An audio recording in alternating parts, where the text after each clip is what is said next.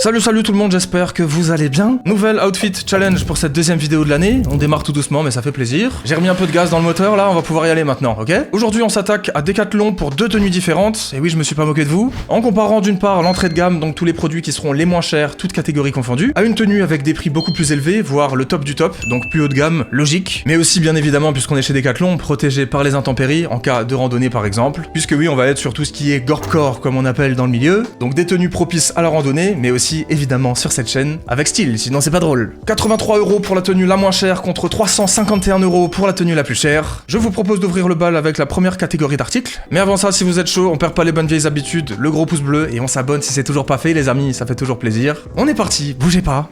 Let's go. On commence en douceur et c'est le cas de le dire avec le premier haut puisqu'il y en a deux par tenue. On va appeler ça la sous-couche, c'est une fleece polaire MH100. Voici la référence pour ceux que ça intéresse. On est donc sur la catégorie entrée de gamme avec 10 € pour le prix, ce qui est littéralement le moins cher possible, je vous le dis tout de suite. Alors c'est très marrant parce que c'est plié dans un espèce de truc comme ça qui sécurise un peu le tout. Je sais pas si vous voyez, voilà, c'est magnifique. Et du coup c'est d'autant plus marrant que c'est attaché littéralement aux étiquettes de l'article. Donc on est censé le couper évidemment, on va pas laisser ça, ça risque de gratter un tout petit peu. C'est quoi cette histoire là? Bref oui, on va couper ça, c'est fait pour, mais ça m'a fait rire de visualiser le...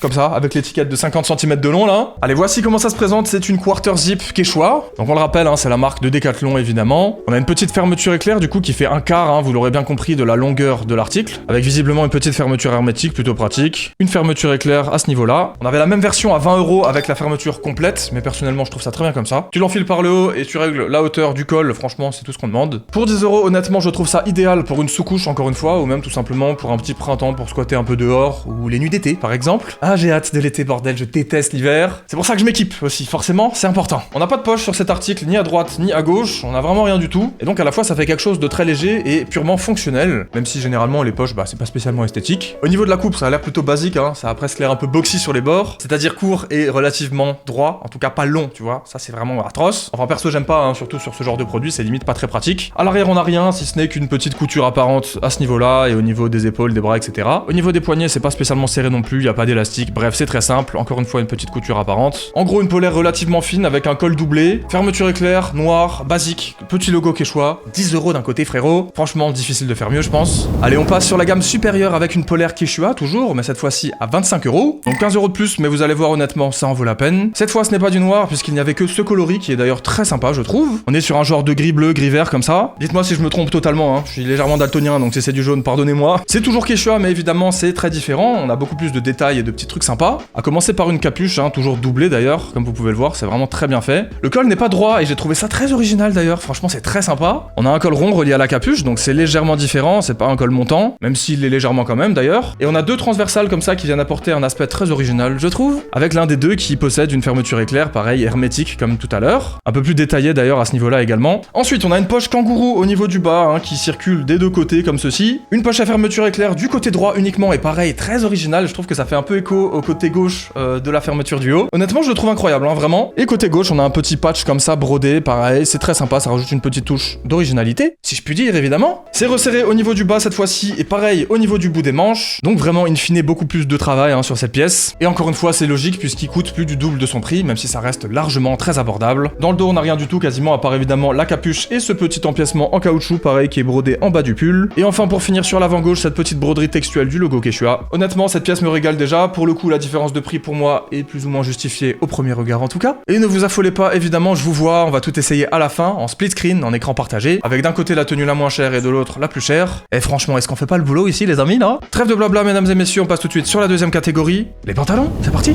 Les potes, premier pantalon de retour sur l'entrée de gamme. Pour le prix, c'était absolument le moins cher du rayon, je pouvais pas trouver mieux, il m'a coûté 22 €. Comment c'est possible, le bordel? Franchement, très très cool, et je pense que ça vaut largement le prix. Bon, le pantalon est évidemment très simple et surtout très fin, très léger, mais ça fait le taf. Il est léger, légèrement ajustable au niveau de la taille, il a l'air confortable et d'avoir une coupe plutôt basique, plutôt simple et efficace quoi finalement. On est sur un pantalon Quechua et on le remarque tout de suite juste là, avec ce petit logo à peine visible au niveau de la poche droite, puisque oui on a une poche de chaque côté évidemment, pas une poche à fermeture éclair mais c'est une poche quand même et c'est très pratique. D'un côté c'est un pantalon encore heureux j'ai envie de dire. On a de quoi passer une ceinture aussi, c'est important de le noter si vous avez pris un peu trop grand. Voilà les petites boucles parfait, pratique. Comme je le disais ensuite on a cet élastique qui permet d'ajuster si jamais c'est un peu trop petit cette fois-ci. À l'avant, une fermeture éclair avec un bouton pression, rien de plus simple, franchement j'adore. On a une poche à fermeture éclair quand même juste en dessous de la poche droite, pareil, qui est fermée hermétiquement comme ceci, franchement très pratique et très bien localisé, qu'on ne retrouve pas du côté gauche, mais encore une fois, c'est mieux que rien. On n'en demande pas trop pour ce prix-là, encore une fois. Au niveau de la coupe, vous verrez pendant les plans d'essayage comparatifs à la fin, mais ça me semble relativement droit, à peu près comme tous les pantalons Decathlon finalement. Et au niveau des chevilles, c'est pareil, c'est tout droit, on n'a rien pour serrer, mais c'est pas grave, et encore une fois, pour ce prix, c'est normal. Et puis voilà quoi, on a vite fait le tour, c'est une couleur unie, gris comme ça, anthracite, et franchement, à ce niveau-là, on s'attend pas à plus que ça, clairement. Pour ma part, c'est imbattable et très intéressant.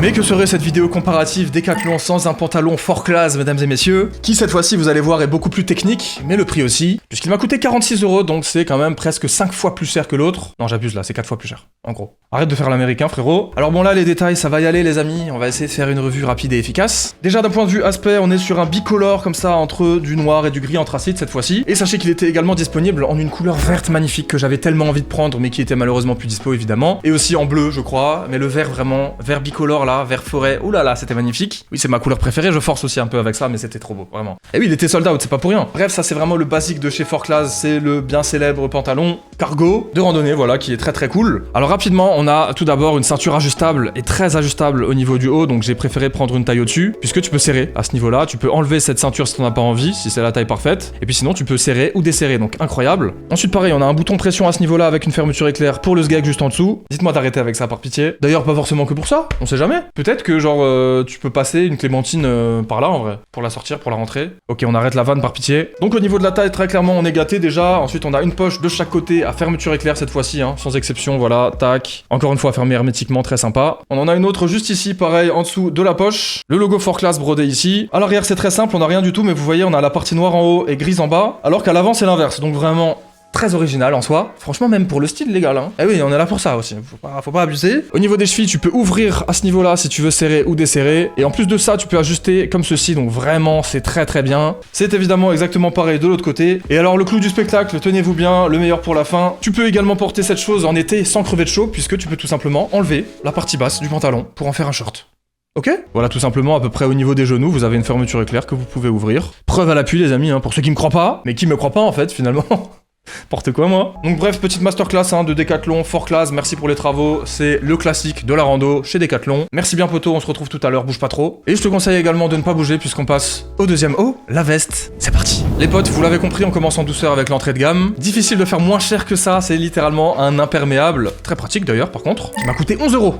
11 € ce truc là. Donc avec la petite polaire qu'on a en dessous, honnêtement ça peut faire un petit taf je trouve. Partie déperlante et imperméable là-dessus, avec la petite polaire en dessous pour tenir chaud, franchement on est pas mal. Et surtout on en a pour 21 € les deux. Alors c'est pas le top du top niveau équipement, mais franchement c'est cool. Voici comment elle va se présenter, je vous la montre tout de suite comme ça c'est réglé. Et alors attention, il est l'heure de la sortir de son emballage. Franchement ça c'est très pratique. Ah c'est très pratique. C'est vrai que ce genre de vestes sont très cool parce qu'on peut les compacter vachement, comme les Arc'teryx Beta par exemple, même si elles coûtent 400 balles. Donc 40 fois plus cher bordel. Je vous l'ai dit, on fait de l'entrée de gamme, vous l'avez bien compris. C'est un imperméable, ok? Là, niveau flow, je sais pas trop ce que ça va donner, mais en tout cas ça va remplir sa fonction, ça j'en suis sûr. Comme tout à l'heure, on commence par le haut et on a une capuche qui est relativement fine, mais encore une fois, bon, qui a l'air impair quoi. On a une fermeture éclair qui ne descend pas jusqu'en bas, voilà, c'est quarter zip comme tout à l'heure avec la polaire. On a deux petits bidules pour ajuster la capuche évidemment, pour pouvoir la serrer. Donc c'est plutôt pratique en vrai pour un truc comme ça. Petit logo Quechua juste ici, pourquoi pas. La petite partie sachet, une fois que t'as déballé la veste, hop, tu la rentres comme ceci. Et c'est doublement pratique puisque ça nous fait littéralement une poche, hein, évidemment, à fermeture éclair. Voilà, c'est pas mal non? Côté droit en tout cas, qu'en est-il du côté gauche? Attention suspense, y'a rien. Mais faut pas trop en demander vraiment pour une veste à ce prix là. Bon voilà quoi, c'est le minimum. Sachant qu'attention quand même, on a une fonctionnalité qui est très sympa. Pareil, un petit bitonnier en bas qui va nous permettre de resserrer la taille et ça c'est très très cool. On peut donc serrer la taille, la capuche, monter et descendre un col avec sur le bout des manches un petit élastique pour pouvoir pareil être tranquille au niveau de la pluie. Le tout rétractable dans un petit sachet qui nous propose en plus une poche fermeture éclair. Ah moi je trouve ça pas mal. Je trouve ça pas mal après évidemment comparé à celle qui vient juste là. C'est pas grand chose, on en convient. Puisqu'il s'agit d'une veste Fort Class à 140 €. Donc là oui, gardez en tête pareil que c'est 14 fois plus cher. Et oui malgré mes 3 sur 20 au bac de maths, je m'en sors plutôt bien. Ça va. Bref, qu'est-ce qui justifie le prix de cette veste? Bah franchement j'en sais rien. Bon déjà forcément, c'est pas la même chose tu vois, elle est beaucoup plus épaisse. Je suppose qu'on a un traitement déperlant qui est légèrement supérieur à l'autre, et j'espère en tout cas. Alors pareil, on a une capuche, sauf que cette fois-ci, bon, on a une doublure, voilà, c'est fait beaucoup plus quali. On a une petite casquette au niveau du dessus, vous voyez ce que je veux dire? Comme sur les Beta Arc'teryx encore en termes de comparaison. On peut serrer la capuche, hein, de la même manière que l'imperméable finalement. Bon, c'est un petit peu plus joli peut-être, ça fait une petite touche de couleur comme ça. La fermeture éclair est forcément beaucoup plus quali, et surtout descend jusqu'en bas, hein. C'est le principe d'une veste quand même. Donc c'est important, et ça met très bien. On peut également serrer le col avec ça, hein, comme ceci. C'est vraiment pas mal du tout, du tout. Ça peut être pratique pour pouvoir avoir un petit peu plus de chaleur à l'intérieur de la tête, de la capuche quoi. Au niveau des poches, on est servi puisqu'on en a une de chaque côté à peu près au milieu. Encore une fois comme les Beta Arc'teryx, mais je vais arrêter de comparer. C'est vrai qu'elle y ressemble un petit peu sur le principe quoi, sur la composition en tout cas. Poche à fermeture éclair qui pareil est hermétique et qui surtout est très quali. Elle est très quali. Bon, je l'ai pas cassée, hein, je crois, mais il faut que je la remette, quoi. Bon, ouais, bah, c'est très quali. Non, je rigole. Je pense, fait un peu de la merde. Voilà, c'est censé être comme ça, pas de panique, ça se remet facilement. Mais ça m'a surpris, c'est pas grave, on fera ça tout à l'heure. Ensuite, autre chose de très important, qu'on n'avait pas sur l'autre, évidemment, on peut ouvrir le côté latéral avec une immense fermeture éclair comme ceci pour laisser passer l'air, tout simplement, et pour ne pas crever de chaud en été, par exemple. Ça, c'est une caractéristique qui est absolument importante, je vous le dis. Je m'en sers régulièrement, hein, sur ma bêta.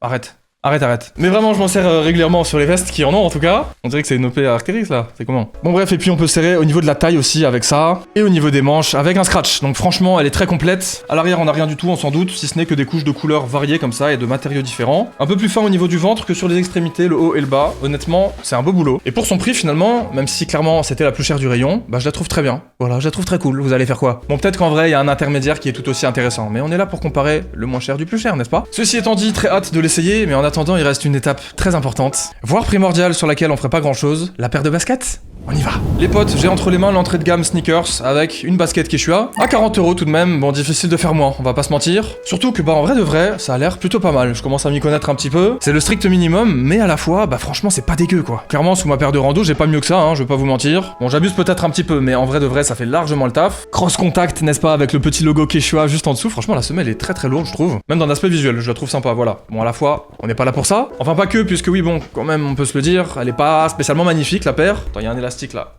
Je vais me casser la tête là si je le fais, non? Attends, je vais me faire trop mal là. Ah, je suis vraiment golemon. Je me suis fouetté là, ça fait mal. Bon bref, j'y suis parvenu sans ciseaux, j'avais la flemme de me lever. J'ai pris ma pointure hein, habituelle et je l'ai essayé, honnêtement ça avait l'air bien. Alors voici, au niveau du visuel, gris anthracite, gris clair, gris foncé. On a un lassage plat comme ceci, pareil de la même couleur, avec une petite languette rembourrée pour le confort je suppose. Logo Quechua juste là évidemment. Avec la référence je pense, il y a écrit 100. Alors je sais pas ce que c'est la ref exacte, mais pareil, hein, vous la trouverez sur Decathlon, je pense qu'il n'y en a pas plusieurs à 40 €, en tout cas au rayon homme. En vrai de vrai j'insiste, mais d'un point de vue aspect je trouve ça très cool, même si c'est relativement générique. La semelle comme ça qui vient dénoter un petit peu avec le reste. Le rappel de noir en dessous avec les coloris un peu plus foncés en haut. Je sais pas, je trouve qu'elle a une shape plutôt cool en vrai. Logo Quechua juste là, petite languette à l'arrière. Encore une fois, c'est un peu le strict minimum, mais franchement, ça fait le taf. Hein. On a un beau petit rembourrage au niveau des chevilles juste là. Ici, c'est un peu plus fin, évidemment. On a des petites vaguelettes comme ça, c'est assez original, pareil. Ça fait un peu nature, tu vois, ça fait aventurier. Ouais, en vrai de vrai, quand je la prends en main comme ça, je la trouve cool, hein. Je la trouve pas mal du tout, vous allez voir, la suivante est peut-être un peu plus féroce. Mais ouais, franchement, je trouve qu'il y a un petit délire dans l'esthétique, même si encore une fois c'est très simple dans les matériaux, etc. On a un petit filet juste là pour laisser passer l'air, c'est pas l'idéal hein, pour l'hiver par exemple. C'est vraiment pour les randonneurs occasionnels, on va dire. C'est ce qu'il y avait écrit d'ailleurs sur le truc. On a un petit daim comme ça, plutôt sympa, avec encore une fois des filets respirants. Donc ouais, pas mal du tout, pas forcément de quoi s'éterniser. Je l'ai essayé en magasin, je la trouvais confortable, mais encore une fois, on verra ça un peu plus tard. On s'en rapproche hein, d'ailleurs de la séquence finale incroyable. Mais ce n'est pas fini, puisqu'après cette petite paire de Quechua franchement plutôt bien sympa, il nous reste la paire haut de gamme. Et comment ne pas dégainer une paire de Salomon quand on se trouve dans le rayon Decathlon et qu'on veut taper le plus cher tout simplement. Bon, c'est le seul article sur lequel je me suis permis de sortir de la gamme Decathlon puisque c'est une marque qui n'appartient pas à Decathlon, vous le savez peut-être. Du coup légèrement différent vis-à-vis de tous ceux que j'ai montré avant, mais c'était le plus cher du rayon, c'est comme ça. Et puis bon, ça me fera une nouvelle petite paire de rando, on va pas se mentir, elle est plutôt très sympa. Alors c'est pas spécialement un modèle populaire hein, dans le lifestyle évidemment. X Ultra Pioneer, je sais pas si c'est le modèle, mais en tout cas honnêtement, elle envoie du lourd. Pour comparer à l'autre, on va commencer par la semelle et regardez-moi ça, c'est plutôt pas mal hein. C'est un peu plus en relief, c'est peut-être un peu plus féroce, un peu plus solide et surtout ça a une forme un peu différente, alors je sais pas si ça change grand chose, pardon. Mais ouais, c'est vraiment pas mal, on a pareil le contact grip juste ici. En vrai là-dessus, la Quechua n'avait pas grand chose à envier à ça, par contre voilà, au niveau des matériaux au-dessus c'est pas pareil. À commencer par du Gore-Tex évidemment pour le revêtement, qui va proposer un traitement déperlant et qui sera du coup une paire peut-être un peu plus imperméable que l'autre, hein, j'imagine. Au niveau de la cheville, pareil, on a un maintien beaucoup plus solide quand même. Au niveau de la languette, c'est pareil. On a le petit logo Salomon d'ailleurs à ce niveau-là. Ensuite le lassage, il est plutôt basique, hein, mais en vrai c'est un lassage rando, trail, pareil. Peut-être un peu plus pratique, un lassage fin comme ça et rond, et d'ailleurs un peu plus habituel en termes de chaussures de randonnée tout simplement. On est sur une semelle Ortholite à l'intérieur, donc je suppose que le confort sera pareil, un peu meilleur que l'autre. Mais encore une fois c'est normal, elle coûte quand même 100 balles de plus, donc ça a tout intérêt à être vraiment bien. La semelle est très sympa visuellement et pareil c'est beaucoup plus solide et c'est beaucoup plus quali que l'autre. C'est des matériaux sans doute un peu plus nobles, même si bon on paye aussi la marque je pense. Petit logo S à l'arrière sur le talon rigide, et un Salomon juste ici, pareil, franchement très sympa visuellement, avec ces petits triangles qui m'évoquent la montagne n'est-ce pas, et qui surtout permettent un revêtement de bien meilleure qualité et prêt à prendre un peu plus les chocs et les saloperies je pense. Donc voilà, sans doute un peu plus quali et peut-être un aspect plus rando prononcé sur le visuel. Du Gore-Tex, des bandes réfléchissantes, du contact grip et une semelle beaucoup plus solide je pense. Est-ce qu'une telle différence de prix est justifiée? J'en sais rien, c'est pas les plus chers de chez Salomon d'ailleurs. J'ai très hâte de les tester en situation réelle d'ailleurs pour ceux qui veulent suivre un petit peu mes aventures, suivez-moi sur Instagram. On part régulièrement faire la rando, des petits week-ends voilà dans les Vosges, tout ça. Et du coup c'est vrai que je me régale avec tout ce que je me suis acheté aujourd'hui, mine de rien. Advanced châssis mesdames et messieurs. Bon bref, beaucoup de technologies qui m'ont l'air plutôt bien sympa, et encore une fois peut-être un peu plus jolies, même si honnêtement je trouvais les Decathlon plutôt pas mal aussi. Et encore une fois peut-être un peu plus jolies, même si honnêtement les Quechua se défendaient très bien je trouve. Comme d'ailleurs pour la plupart des articles d'entrée de gamme qui pour moi sont très très cool tout de même. Voilà, il est l'heure maintenant de passer à l'essayage et de voir un petit peu en comparaison ce que ça vaut. En espérant que vous avez kiffé ces petites séquences d'unboxing, place au comparatif. On y va? Me voici enfin vêtu de mes deux tenues complètes, pour le moment sans la veste. Voici un petit peu comment ça rend, on va faire un petit tour d'horizon, de face, de côté et de dos. Je ne sais pas trop ce que vous en pensez, mais honnêtement, personnellement, c'est un peu bizarre, mais d'un point de vue aspect, je crois que je préfère la moins chère. Peut-être parce que c'est du noir et aussi parce que accessoirement le pantalon est pas trop petit, comme sur la tenue la plus chère, dommage. Je dois avouer que j'ai pas pris le temps d'essayer en magasin, j'ai pris une taille au-dessus de ma taille habituelle, donc je pensais pas que ça serait trop petit. Concernant les polaires, c'est pareil, on est relativement serré. Encore une fois, je suis presque un peu plus à l'aise dans le moins cher, bizarrement. Concernant la paire, bon, y a pas photo, la Salomon est beaucoup plus confortable et beaucoup plus technique. Pour le coup, le point va largement chez Salomon. Concernant les vestes, c'est très bizarre, mais j'étais encore une fois moins à l'aise dans la plus chère par rapport au petit kawaii à 10 balles. Peut-être parce que j'avais déjà une couche avec une capuche en dessous, du coup j'étais vraiment très serré. Après, faut pas déconner, la plus chère est quand même beaucoup plus détaillée et beaucoup plus technique, encore une fois. Et la plus chère mériterait quelques réajustements, même si forcément on est sur des articles de bien meilleure qualité globale. Voilà tout les amis, c'est terminé. Qu'en avez-vous pensé? Dites-moi tout dans les commentaires, sans plus attendre. Est-ce que vous opteriez plus pour la tenue la moins chère, pour le style ou même pour les randos, ou bien pour l'autre, pour avoir un peu plus de qualité, si vous pouvez vous le permettre? Très curieux de vous lire, très curieux d'avoir des avis de gens qui s'y connaissent un peu plus aussi sur tout ça. J'aimerais bien. N'hésitez pas, des gens qui bossent à Decathlon ou tout simplement qui sont passionnés par la rando et tout. C'est vrai que ça me parle de plus en plus, donc j'aime bien mettre en avant ce genre d'enseigne et de petits concepts bien sympas. C'est pas la première fois d'ailleurs évidemment, et sans doute pas la dernière. Et puis tiens, si vous avez kiffé cette vidéo, ça tombe bien, puisque petit cadeau, je vous en mets une autre juste là. Cliquez dessus, faites-vous plaisir. Merci d'avoir regardé, et ciao!